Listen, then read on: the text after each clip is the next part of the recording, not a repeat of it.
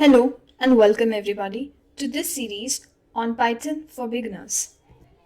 So popularity of Python has been increasing manifold over the years. So as you can see, the GitHub ranking of Python in 2020 was number 2. So it was at 15.87% among popularity and JavaScript ranked first. But in 2021, things changed. Python surpassed Java and JavaScript, gaining 30.34% of popularity. So let's explore this reason of why Python has increased in popularity so much. And also let's answer the question, why are we learning Python for cybersecurity? So the first answer to this question is that Python is an open source language. So that's why hackers can use it freely and also can distribute their code, which can be written once but modified many times and distributed also many times. So as you can see, one person can write the code once, then modify it and reuse it and also distribute it among others freely.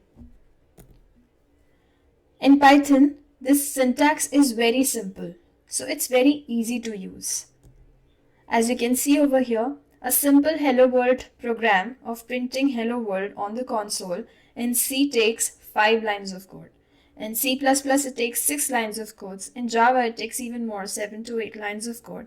But in Python, a simple Hello World program takes just 1 line of code. It's that simple to use.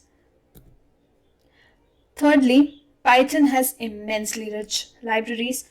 So these libraries take care of the functions that you are doing. For example, Pandas takes care of the data frames you are working with.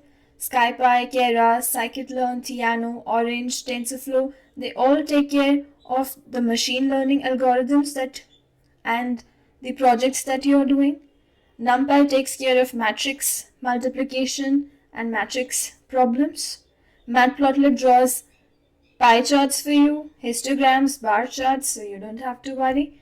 So there are multiple libraries and there are many more libraries for cybersecurity as well, about which we learn in this course and in the following consecutive courses.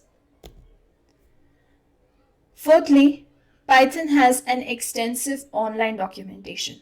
So there you can learn about Python, learn about how to use it, tutorials, then connect with the community through the online documentation, share your success stories, and also about the updates of new features being added to Python. So you can all get it in one place. It's very extensive document, and because Python has such an extensive documentation, so hackers can use it very easily. And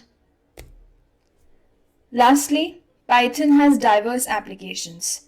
So Python can be used in the field of data science, in the field of automation, in the field of cybersecurity, and in the field of web development, in the field of game development, for big data, for web testing. So this huge diversity of Python in every field makes it a very popular language, and that's why we are learning Python. So thank you for watching.